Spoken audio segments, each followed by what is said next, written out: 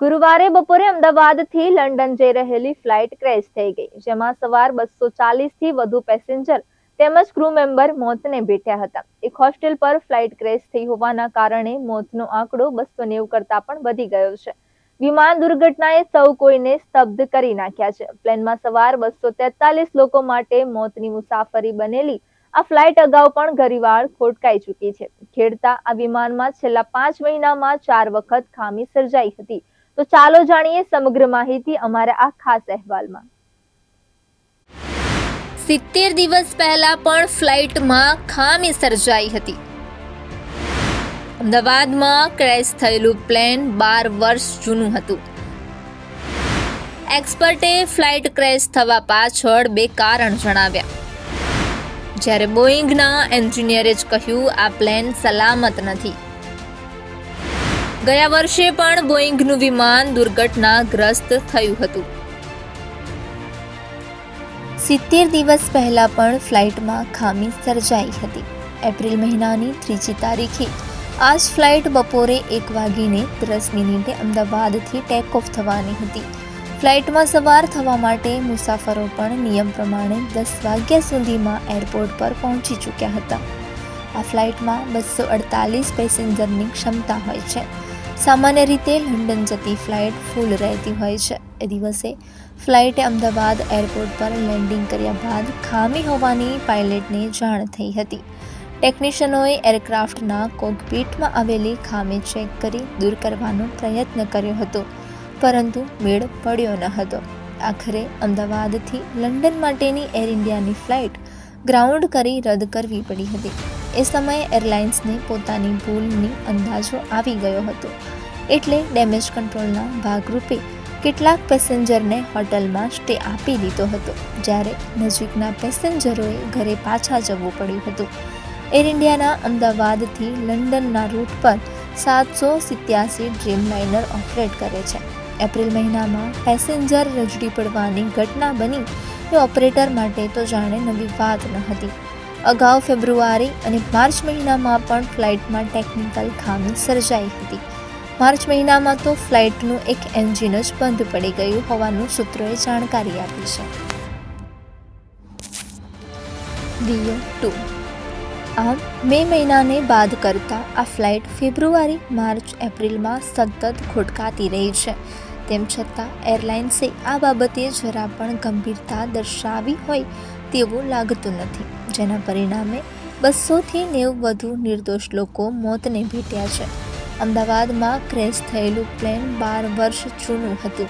આ બોઈંગ કંપનીનું 787-8 ડ્રીમલાઇનર વિમાને 14 ડિસેમ્બર 2013ના રોજ પહેલી ઉડાન ભરી હતી. 1 મહિના બાદ એટલે કે જાન્યુઆરી 2014માં એર ઇન્ડિયાએ આ વિમાનની ડિલિવરી મેળવી હતી. ત્યારથી આ ફ્લાઇટ દેશ વિદેશમાં ઉડાન ભરતી હતી. પ્લેન ક્રેશ થયું એ સમયે વાતાવરણની સ્થિતિ બાબતે પણ જાણકારી મળી છે. દુર્ઘટના સમયે 12.96 કિલોમીટર પ્રતિ કલાકની ઝડપે પવન ચાલી રહી હતી, જ્યારે તાપમાન 37 ડિગ્રી સેલ્સિયસ હતું. ફ્લાઇટ માટે સૌથી જરૂર હોય એ વિઝિબિલિટી 6000 મીટર સુધીની હતી. બ્રિટિશ એરવેઝના ભૂતપૂર્વ પાયલટ અલાસ્ટેર રોસેનશેઈને અમદાવાદમાં ફ્લાઇટ ક્રેશ થવા બાબતે મીડિયા સમક્ષ પોતાના અનુભવથી તર્ક મૂક્યા હતા. તેમણે જણાવ્યું, મેં દુર્ઘટનાના વિડીયો જોયા છે, જેમાં કેટલીક સંભવિત વિસંગતતાઓ દેખાઈ રહી છે. ફ્લાઇટનું લેન્ડિંગ ગિયર નીચે જ છે અને તે યોગ્ય ન કહેવાય, તે ઉપર હોવું જોઈએ. વિડીયોમાં ઘણા દ્રશ્યો સ્પષ્ટ દેખાતા નથી, પરંતુ એવું લાગે છે કે એરક્રાફ્ટમાં ટેક ઓફ ફ્લેપ સેટિંગ નહોતું. રોસેનશેઈને આ મુદ્દાને વધુ વિગતે સમજાવતા કહ્યું, એરક્રાફ્ટની પાંખોના ફ્લેપ્સ યોગ્ય રીતે સેટ કરવા જરૂરી છે, કારણ કે તે દરેક પાંખના આકારને વિસ્તૃત કરે છે, જેથી વિમાન ટેકઓફ પછી વ્યવસ્થિત ઊંચાઈએ સુચારુરૂપે જઈ શકે. તેમણે ઉમેર્યું કે આ મારું અનુમાન છે, પરંતુ ફ્લાઇટ યોગ્ય ઊંચાઈ સુધી પહોંચી ન હતી અને પછી અચાનક નીચે ઉતરવા લાગી હતી. આમ બ્રિટિશ એરવેઝના પૂર્વ પાયલટના આ ઘટના પાછળ લેન્ડિંગ ગિયર ડાઉન હોવાની અને પાંખોના ફ્લેપ્સ યોગ્ય આકારમાં ન રહ્યા હોવાને જવાબદાર ઠેરવી રહ્યા છે.